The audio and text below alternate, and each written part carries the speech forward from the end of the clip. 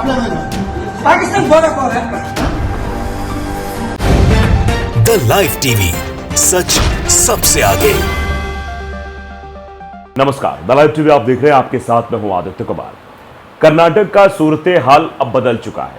पहले कर्नाटक में भारतीय जनता पार्टी की सरकार थी, मुंबई मुख्यमंत्री थे, तो हिंदूवादी संगठनों को इस बात का सर्टिफिकेट मिल चुका था कि वो किसी को भी प्रताड़ित कर लेंगे, किसी भी तरीके से उसकी सड़क पर पिटाई कर देंगे और वो मुसलमान है। आपने देखा था कि किस तरीके से कर्नाटक में इलेक्शन से पहले क्या माहौल बना हुआ था। जब भारतीय जनता पार्टी की सरकार थी तो किस तरीके से हिजाब के मसले को उछाला गया, किस तरीके से हलाल वर्सेस झटका फैलाया गया और उसके बाद दुकानों पर मारपीट की गई, मुसलमानों को मारकर भगाया गया, उनकी दुकानें बंद कर दी गई। फिर कहा गया कि मुसलमानों का फलों पर आधिपत्य हो गया है, वहां से भी उन्हें हटाने की पुरजोर कोशिश की गई। तो ये सब कुछ हो रहा था, लेकिन अब बदल चुकी है सरकार, बदल चुका है माहौल, बदला बदला सा दिख रहा है कर्नाटक। अब बेंगलुरु से एक घटनाक्रम सामने आया। दरअसल एक मुस्लिम साइन बोर्ड लगा हुआ था, एक होटल था, उस होटल पर कुछ लोग जाते हैं, उस मुस्लिम साइन बोर्ड को लेकर विवाद खड़ा कर देते हैं और वहां पर उत्पात मचाना शुरू कर देते हैं, मारपीट करना शुरू कर देते हैं, निशाना बनाना शुरू कर देते हैं।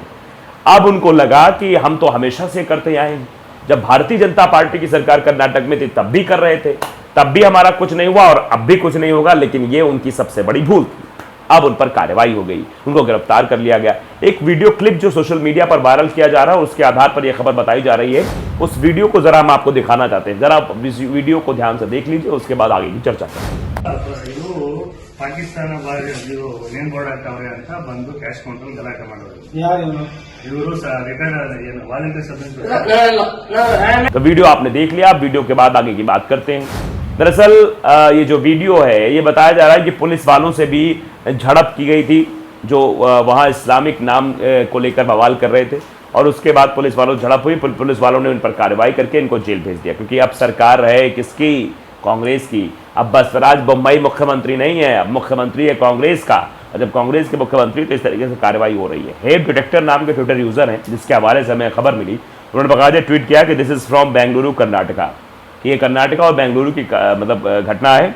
Man booked from man landing police and creating rocks at restaurant over Islamic sign board, यानी कुछ लोगों को गिरफ्तार किया गया, मैन बुक्ड, उनको हिरासत में लिया गया है, जिसने होटल पर जाकर उसके इस्लामिक नाम जो था उसको लेकर मारपीट की थी, ये सब कुछ किया था, उसको पुलिस ने फिलहाल गिरफ्तार कर लिया है। तो आप देख सकते हैं कि ये भी कहा जा रहा है कि इस तरीके चीज़ें हुई हैं, ये गिरफ्तारी हुई है इस्लामिक साइन बोर्ड को लेकर। इस्लामिक साइन बोर्ड को लेकर रेस्टोरेंट में पुलिस से मारपीट और हंगामा करने वाले शख्स के खिलाफ मामला दर्ज किया गया है और बताया जा रहा है कि भैया ये पाकिस्तानी बोर्ड है, पाकिस्तान का बोर्ड है। मतलब इस्लामिक बोर्ड पाकिस्तान का बोर्ड कैसे हो सकता है? इस्लाम सिर्फ पाकिस्तान में ही बोला जाता है या भाषा इस्तेमाल की जाती है, इस तरीके से वो प्रोपेगेंडा फैलाने की कोशिश, कुछ लोग ट्वीट भी कर रहे हैं। देखिए लक्ष्मी नाम के ट्वीटर लिखते हैं कि पाकिस्तान बोर्ड, हाँ हंस रहे हैं। इसकड़ी लिखते हैं कि बात का ग्रिप निकालें, मतलब बात का ग्रिप निकालें, बात क्या है? कुछ लोग इस तरीके से पाकिस्तान में ट्वीट कर रहे हैं।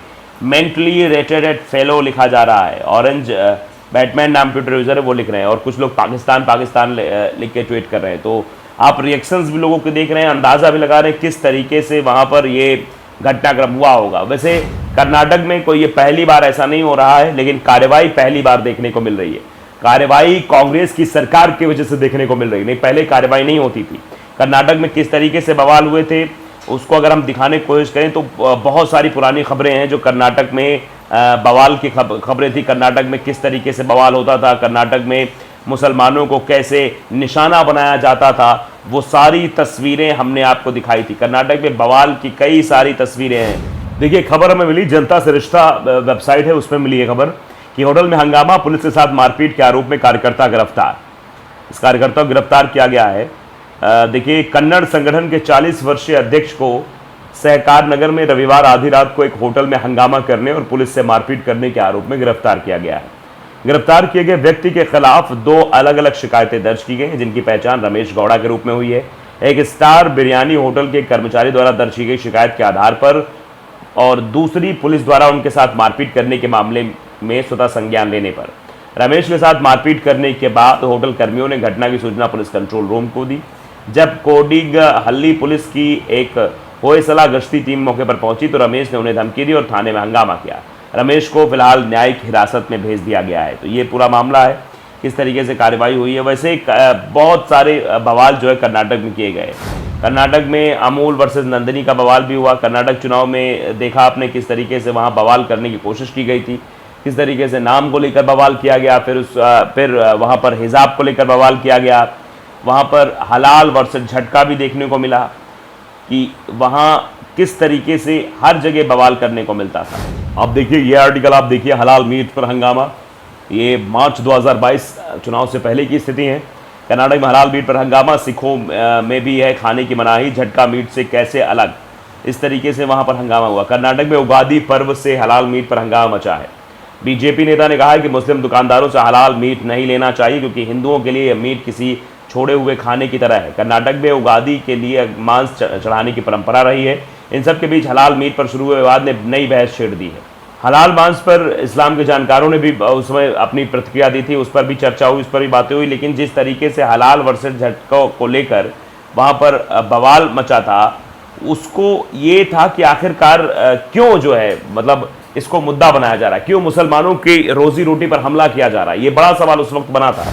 और आप देखिए होटल्स के विवाद किस तरीके से वहाँ हुए थे, लेकिन कार्रवाई किसी पर नहीं हुई थी। हमने कई सारी खबरें आपको दिखाई थी कि किस तरीके से वहाँ पर एक के बाद हिंदू संगठन के नेता आते हैं और एक एक ऐलान कर देते हैं। शुरुआत पहले हिजाब से हुई, हिजाब को मुद्दा बनाया गया, फिर हिंदू लड़कियों को भी वो पगड़ी पहनाकर, गले में गमछा डालाकर, भगवा चोला पहनाकर कॉलेज में ले जाया गया। जय श्री राम करते हुए एक लाइन से जो है लड़कियों को ले जाया गया, लड़कों को ले जाया गया और पूरे कर्नाटक में बवाल मचा दिया गया कि अगर हिजाब पहनकर लड़कियां आएंगी तो भी लड़के जो है हिंदू संगठन के जो लड़के हैं या हिंदू रीति रिवाज से रहने वाले लोग हैं वो इस तरीके से भगवा कपड़ा पहनकर आएंगे। पूरा बवाल हिंदूवादी संगठनों के ऐलान के बाद किया गया। फिर हलाल वर्सेस झटका शुरू किया गया।